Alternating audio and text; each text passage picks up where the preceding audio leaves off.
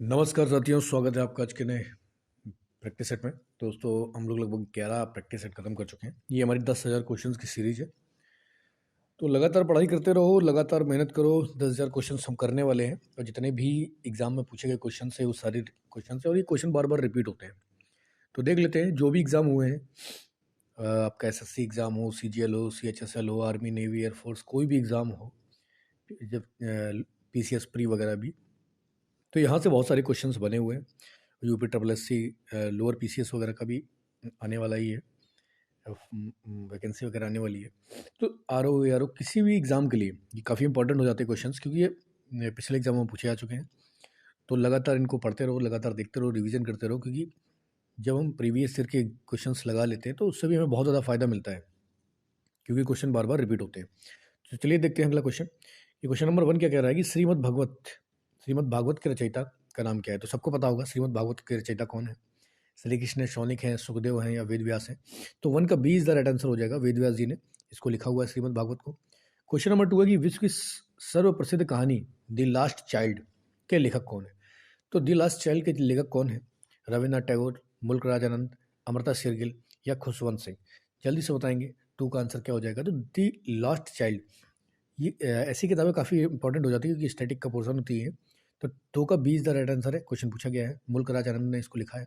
अगला है कि समान कार्य के लिए समान वेतन, ये क्या है? देखो, आर्टिकल वगैरह भी पूछ देते हैं, वो घुमा के भी पूछ देते हैं कि बताओ समान कार्य के लिए समान वेतन। ये सबसे पहले हमें पता होना चाहिए किस आर्टिकल में आता है। अब जब आर्टिकल में पता हो जाएगा तो पता चल जाएगा कि ये मौलिक अधिकार है, मौलिक कर्तव्य है, आर्थिक अधिकार है या राज्य के नीति निश्चित का सिद्धांतों का एक अंग है। तो तीसरे का क्या आंसर हो जाएगा, जल्दी बताओ। तो समान कार्य के लिए समान वेतन किस आर्टिकल में आता है? कमेंट करके जल्दी से बताना है, कमेंट करना है इसको। समान कार्य के लिए समान वेतन किस में है? और ये आपका 3 का डी आंसर सही हो जाएगा, क्योंकि राज्य के नीति निश्चित सिद्धांतों का एक अंग है। तो समान कार्य के लिए समान वेतन किस आर्टिकल में आता है? जल्दी से कमेंट करो। आगे बात करते हैं क्वेश्चन नंबर 4 की कपिल मुनि द्वारा प्रतिपादित दर्शन शास्त्र प्रणाली को क्या कहते हैं। तो देखो, दर्शन भी बहुत ज़्यादा पूछते हैं, जैसे शाक्य दर्शन हो गया, न्याय दर्शन हो गया, उत्तर मीमांसा, पूर्व मीमांसा। तो ये एग्जाम में बहुत ज़्यादा आते हैं, हिस्ट्री का ही पोर्शन है ये, ठीक है। तो जल्दी से बताओ कपिल मुनि ने कौन से दर्शन शास्त्र की प्रणाली को प्रतिपादन किया था इसका। तो 4 का सी इज द राइट आंसर हो जाएगा कि शाक्य दर्शन से संबंधित है कपिल मुनि। आगे बात करते हैं कि पिछौरा भारत का एक क्या है। तो पिछौरा भारत की एक पनडुब्बी है, बहु बैरल रॉकेट प्रणाली है, युद्ध टैंक है, जमीन से हवा में मारक मिसाइल है। तो इस टाइप के क्वेश्चन जो लेटेस्ट में क्या होता है ना, कि लेटेस्ट में कोई परीक्षण किया है सरकार ने गवर्नमेंट के द्वारा, या डिफेंस में कोई किसी भी चीज़ को बनाया है, तो ऐसे एग्जाम या किसी देश से हमने खरीदा है। तो इस तरह की चीज़ें बहुत ज़्यादा एग्जाम में आ जाती हैं। तो जल्दी से बताओ क्या था। तो पिछौरा भारत का क्या था? एक जमीन से हवा में मार करने वाली मिसाइल। तो उस समय जब एग्जाम में पूछा गया तो इसका परीक्षण किया गया था, तो जमीन से हवा में मार करने वाली मिसाइल थी। आगे हम बात करते हैं क्वेश्चन नंबर 6। तो क्वेश्चन नंबर 6 में क्या है कि भारत में राष्ट्रीय आय का आकलन तैयार कौन करता है। तो भारत में जो राष्ट्रीय आय है उसके आंकड़े तैयार कौन करता है। ये क्वेश्चन जो है ना, बहुत बार एग्जाम में पूछा गया है, बहुत सारे एग्जामों में ये क्वेश्चन पूछा गया है कि भारत में राष्ट्रीय आय का जो ब्यौरा वगैरह है, आंकड़े वगैरह कौन तैयार करता है। तो ये आपका सीएसओ है, केंद्रीय सांख्यिकी संगठन है। 6 का सी इज द राइट आंसर हो जाएगा। आगे बात करते हैं दिवस से भी क्वेश्चन पूछ देते हैं कि विश्व एड्स दिवस कब मनाया जाता है। तो पता होना चाहिए सबको, ये आपका कब मनाया जाता है, जल्दी से बताओ। विश्व एड्स दिवस, तो ये आपका 1 दिसंबर को मनाया जाता है, एड्स वगैरह। तो 7 का इज द राइट आंसर हो जाएगा। अगला क्वेश्चन है कि आर्थिक शोषण का सिद्धांत किसने दिया था। तो काफ़ी इंपॉर्टेंट है इतिहास, हमारे अर्थशास्त्र के लिहाज से, कि आर्थिक शोषण का सिद्धांत, ये क्वेश्चन भी बहुत बार एग्जाम में पूछा गया है। तो आरसी दत्त ने, तिलक साहब ने, झा साहब ने या दादा भाई नौरोजी। तो आर्थिक शोषण का सिद्धांत दिया था दादा भाई नौरोजी ने। आगे बात करते हैं क्वेश्चन नंबर 9 कि शास्त्रीय संगीत का प्रमुख स्रोत नाट्य शास्त्र के किसकी देन है। ये वाला क्वेश्चन तो अभी हाल में ही पेपर हुए हैं, जीडीडी वगैरह के पेपर चल रहे हैं, उसमें भी ये क्वेश्चन पूछा गया है, ठीक है। तो नाट्य शास्त्र किसकी देन है। तो भरत मुनि। तो 9 का क्या हो जाएगा आपका, 9 का B is the right answer हो जाएगा। भरत मुनि ने इसकी नाट्य शास्त्र की रचना की थी। आगे बात करते हैं किस तापमान पर सेंटीग्रेड और फ़ारेनहाइट। देखो, बिल्कुल नॉर्मल क्वेश्चन हैं और ये बार बार रिपीट होते हैं, बच्चे इसमें गलती करके आते हैं। तो सेंटीग्रेड और फ़ारेनहाइट जो है, किस तापमान पर एक ही मान होता है इन दोनों का। तो 10 का आंसर जल्दी बताइए। तो -40 डिग्री सेल्सियस जो है ना, इसमें फ़ारेनहाइट और सेंटीग्रेड का मान एक ही होता है। आगे हम बात करते हैं -40 डिग्री। आगे क्वेश्चन नंबर 11 की कौटिल्य अर्थशास्त्र के लेखक का नाम क्या था। तो कौटिल्य अर्थशास्त्र के लेखक का नाम क्या था। विष्णुगुप्त, चंद्रगुप्त, आर्यभट्ट या समुद्रगुप्त। तो सभी को पता है कि कौटिल्य अर्थशास्त्र के लेखक का नाम क्या था। तो आपका 11 का क्या आंसर हो जाएगा, जल्दी बताओ। ए, विष्णुगुप्त, ठीक है। विष्णुगुप्त, चाणक्य, कौटिल्य, उनको ही कहा जाता था। आगे हम बात करते हैं कि क्वेश्चन नंबर 12 कि राष्ट्रपति शासन में राज्य का प्रमुख शासन का संचालन कौन करता है? राष्ट्रपति शासन के समय राज्य का प्रमुख संचालन काम कौन देखता है? तो ये राज्यपाल देखता है। सबको पता होना चाहिए। 12 का 20 राइट आंसर हो जाएगा। आगे है कि शेक्सपियर की रचना जो है the midsummer night's dream, तो ये क्या है? तो इस तरीके के क्वेश्चन भी पूछ देते हैं कि वो राइटर दे देते हैं, रचना दे देते हैं, उसमें पूछते हैं कि लघु कथा है, उपन्यास है, नाटक है या काव्य है। तो शेक्सपियर ने इसका रचना की थी the midsummer night's dream. तो ये क्या है? उपन्यास है, लघु कथा है या नाटक है? तो आपका 13 का सी इज दैट आंसर हो जाएगा। क्या है? ये एक नाटक है। आगे बात करते हैं कि राष्ट्रपति, क्वेश्चन नंबर 14 की राष्ट्रपति शासन किसी भी परिस्थिति में 1 वर्ष से अधिक नहीं लागू हो सकता है, परंतु अवधि 3 वर्ष तक बढ़ाई जा सकती है। तो किस परिस्थिति में? यदि आपातकाल की घोषणा संविधान की धारा 352 के अंतर्गत की गई हो, या प्रधानमंत्री राष्ट्रपति से प्रार्थना करे कि अवधि बढ़ा दी जाए, या आपका चुनाव आयोग घोषणा करे कि परिस्थिति चुनाव योग्य नहीं है, या उच्चतम न्यायालय स्वीकृति दे दे। तो ऐसी कब कंडीशन हो जाएगी कि राष्ट्रपति शासन किसी भी परिस्थिति में 1 वर्ष से अधिक नहीं लागू हो सकता है, परंतु अवधि 3 वर्ष तक बढ़ाई जा सकती है? तो ऐसा कब लागू होता है? जब आपका क्या हो, जब आपका चुनाव आयोग घोषणा करे, क्या करे? चुनाव आयोग घोषणा करे कि परिस्थिति चुनाव योग्य नहीं है, तो उसको बारी बारी से 3 वर्ष तक के लिए बढ़ाया जा सकता है। ठीक है, 14 का सी इज द राइट आंसर हो जाएगा। तो इस तरीके के क्वेश्चन वो पूछ देते हैं। बाकी हमने निर्वाचन आयोग के बारे में पूरा पढ़ रखा है और आपातकाल के बारे में भी पूरा पढ़ रखा है। तो पॉलिटी की पूरी सीरीज है, पूरी पॉलिटी खत्म हो रखी है, वहाँ पर 50 वीडियो के आसपास है, सारे देख लो जाके, सारी क्लियरिटी हो जाएगी एक एक पॉइंट की। ठीक है, आगे बात करते हैं क्वेश्चन नंबर 15 की शिक्षा की 10+2+3 प्रणाली का विचार सर्वप्रथम किस कमीशन ने प्रस्तुत किया था? कि हाई स्कूल होगा, हाई स्कूल के बाद 2 साल इंटर होगा और 3 साल ग्रेजुएशन होगा। ये जो विचार आया था, ये सर्वप्रथम किसने प्रस्तुत किया था? तो जल्दी बताएंगे। ये कोठारी समिति, कोठारी कमीशन जो था, कोठारी 15 का डी, ये भी काफ़ी इंपॉर्टेंट है, इस तरीके के क्वेश्चन पूछ देते हैं। तो कोठारी जो कमीशन है उसने इस प्रणाली का विचार सबसे पहले प्रस्तुत किया था। आगे क्वेश्चन नंबर 16 के अशोक विश्व के महान सम्राटों में श्रेष्ठ इसलिए माना जाता है क्योंकि वह पूर्ण रूप से अहिंसावादी था, या उसने नैतिकता के उच्चतम आदर्श द्वारा शासन किया था, उसने कलिंग युद्ध के बाद युद्ध करना छोड़ दिया था, या उसने सबसे शक्तिशाली साम्राज्यों में से एक की बागडोर संभाली थी। तो इस टाइप के भी क्वेश्चन पूछ देते हैं कि आप क्या सोचते हैं या आपने कैसा पढ़ा है, तो ऐसे क्वेश्चन भी पूछ देते हैं। तो जल्दी बताइए क्या था? देखो, अहिंसावादी पूर्ण रूप से तो पहले नहीं था वो। कलिंग युद्ध उसने लड़े थे, बहुत सारे युद्ध लड़े थे, बहुत सारे जीते थे। उसने कलिंग युद्ध के बाद युद्ध करना छोड़ दिया था, तो इसलिए वो महान नहीं था। ठीक है, सबसे शक्तिशाली साम्राज्यों में से एक की बागडोर संभाल रखी थी, तो ये भी कोई मानता का वो परिचय नहीं है। लेकिन हाँ, उसने नैतिकता के साथ उच्चतम आदर्श द्वारा शासन किया था। तो 16 का 20 राइट आंसर हो जाएगा। तो इस तरीके से हमें आंसर में करना होता है।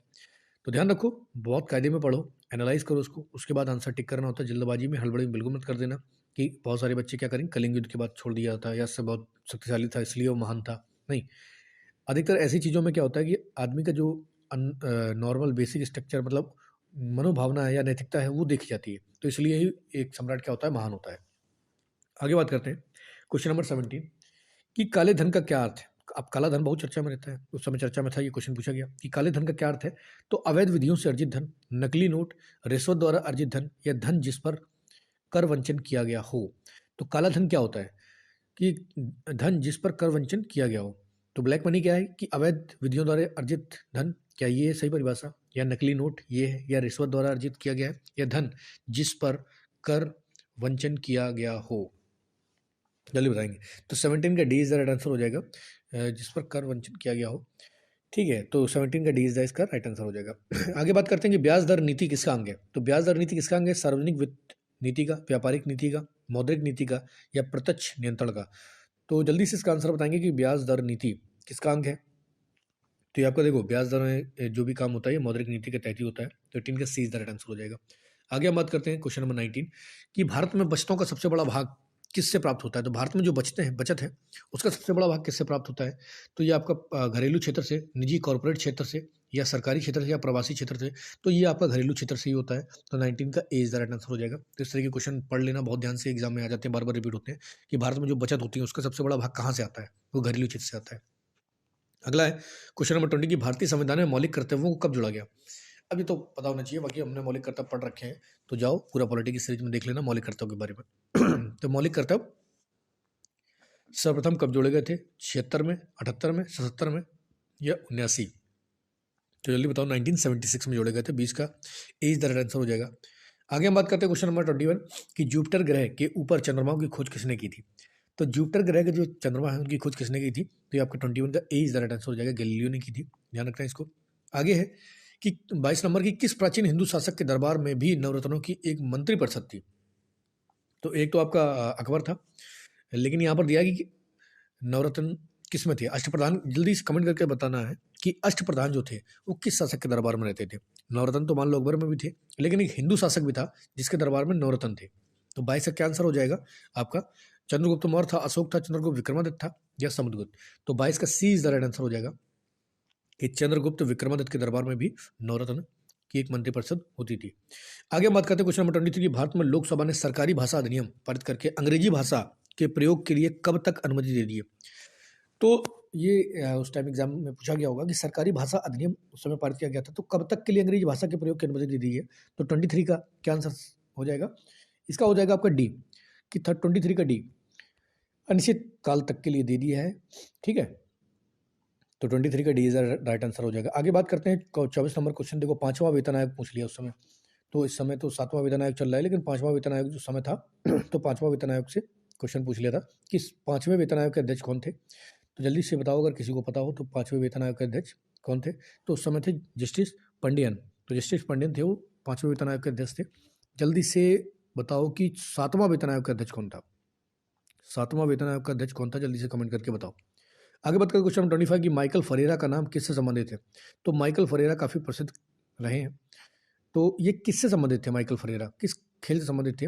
बिलियर्ड से, गोल्फ से, चेस से या पुलिस सेवा से? तो 25 का ए इज द राइट आंसर हो जाएगा, ये बिलियर्ड से संबंधित रहे हैं। 25 का ए इज द राइट आंसर। आगे हम बात करते हैं कि निम्नलिखित में से कौन निजी क्षेत्र में है? हाँ, बोगईगांव रिफाइनरी, मैंगलोर रिफाइनरी, हल्दिया या ESR ऑयल लिमिटेड? तो इसमें से SR ऑयल लिमिटेड की बात कर रहे हैं कि कौन सा निजी क्षेत्र की एक रिफाइनरी है? तो 26 का आंसर क्या होगा? जल्दी बताओ। SR, तो आपका डी, 26 का D is the right answer हो जाएगा कि SR ऑयल लिमिटेड ये प्राइवेट क्षेत्र की कंपनी है। आगे हम बात करते हैं क्वेश्चन नंबर 27 कि निम्नलिखित में से कौन सा भारत में निर्मित एक पूर्णतः विकसित चालक रहित विमान है? तो चालक रहित विमान कौन है भारत में? तो लक्ष्य है, अग्नि है, पृथ्वी है, आकाश है। तो इससे हमें बिल्कुल अंदाजा मिल गया है कि इस तरीके से एलिमिनेट करना है। तो अग्नि तो मिसाइल है, सबको पता है, पृथ्वी भी मिसाइल है, परम योजना के तहत बनाया गया था, आकाश भी आपकी मिसाइल है। तो उसमें क्या हो जाएगा? लक्ष्य। लक्ष्य जो है ये पूर्णतः विकसित चालक रहित विमान है, इसको ध्यान रखेंगे। 27 का इज द राइट आंसर हो जाएगा। आगे बात करते हैं 28 कि भारत में अधिकतम विद्युत शक्ति किससे प्राप्त होती है? तो भारत में जो बिजली तैयार होती है वो सबसे ज़्यादा किससे होती है? ताप ऊर्जा से, जल ऊर्जा से, अणु ऊर्जा से या सौर ऊर्जा से? तो जल्दी बताएंगे किससे होती है। तो देखो, जल ऊर्जा से इतना नहीं है, अणु ऊर्जा से इतना हम करते हैं, लेकिन इतना ज़्यादा नहीं करते हैं। सौर ऊर्जा से तो अभी हमारा प्रोजेक्ट वगैरह चल रहे हैं। तो ताप ऊर्जा से, ताप विद्युत संयंत्र हमारे भारत में बहुत है। तो 28 का ए इज द राइट आंसर हो जाएगा। ठीक है, तो लेकिन हम क्या कर रहे हैं कि ताप विद्युत संयंत्र को हम बदलने की कोशिश कर रहे हैं अणु ऊर्जा में और सौर ऊर्जा संयंत्रों से। तो 28 का उस समय के लिए क्या हो जाएगा आंसर आपका 28। तो इस तरीके से लगातार क्वेश्चन हम लोग पढ़ रहे हैं, लगातार रिवीजन करो, इनको लगातार पढ़ते रहो। ये हर एक एग्जाम में क्वेश्चन जो पूछे गए हैं पूरी हम लोग सीरीज लेके आए हैं, 10,000 क्वेश्चन उड़ाएंगे। और अगर इन क्वेश्चन को कंप्लीट कर लिया है तो आने वाले जो आगामी एग्जाम है उसमें बिल्कुल भी समस्या नहीं होने वाली, किसी भी एग्जाम में समस्या नहीं होने वाली है। तो लगातार पढ़ाई करो, लगातार मेहनत करो। आज के लिए इतने बहुत है। जय हिंद।